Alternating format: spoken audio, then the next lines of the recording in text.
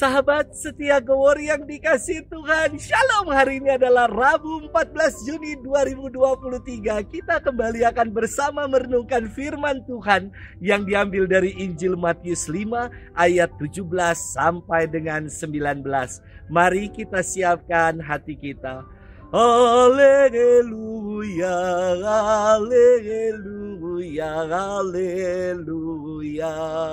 Tunjukkanlah rorong-Mu kepadaku ya Tuhan. Bimbinglah aku menurut sabda-Mu yang benar. Haleluya, haleluya, haleluya. Tuhan bersamamu dan bersama roh-Mu. Inilah Injil suci menurut Matius, dimuliakanlah Tuhan. Dalam khotbah di bukit, Yesus berkata, "Janganlah kalian menyangka bahwa aku datang untuk meniadakan hukum Taurat atau kitab para nabi. Aku datang bukan untuk meniadakannya, melainkan untuk menggenapinya.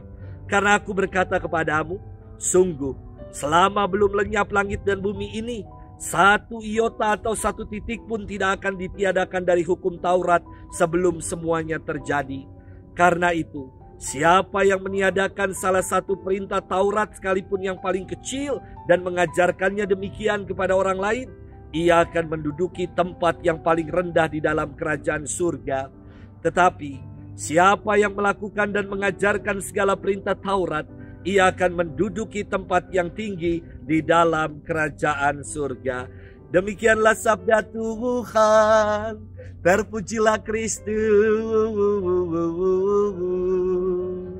Sahabat setia Gowor yang dikasihi Tuhan, Shalom. Mutasi atau perpindahan imam itu hal biasa dalam kehidupan menggereja. Saya saja udah kena 3 kali putaran. Yang saya buat ketika mutasi adalah melanjutkan segala yang baik, supaya karya pelayanan bukan semau romonya sendiri, tetapi melanjutkan yang sudah baik supaya menjadi semakin baik.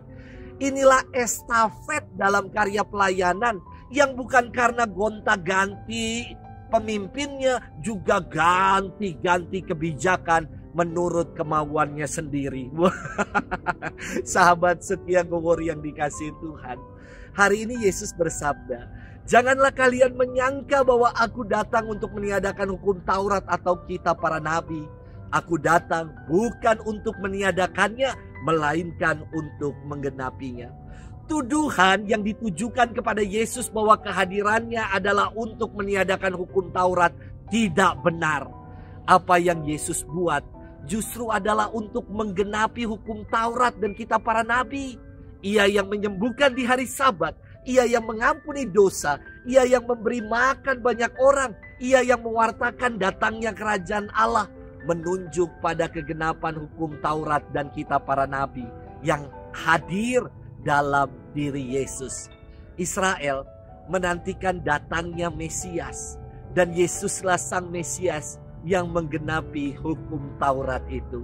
Sahabat setia Gowor yang dikasihi Tuhan, kata penggenapan berakar dari kata Yunani telos yang berarti pemenuhan atau pelaksanaan tujuan.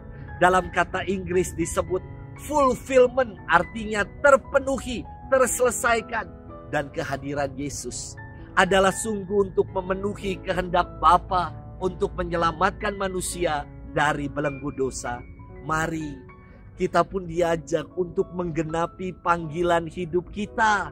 Janganlah kita menjadi pribadi-pribadi yang ganjil, pribadi yang semaunya sendiri, pribadi yang tidak bisa hidup bersama dan menjadi duri dalam daging di tengah komunitas. Mari kita menjadi pribadi-pribadi yang genap, yang mau menggenapi apa yang menjadi kehendak Allah dalam hidup kita. Semoga kita mau mengupayakan untuk menjadi pribadi yang selalu mau menggenapi kehendak Tuhan dalam hidup ini. Selamat bermenung dan Tuhan memberkati kita selalu.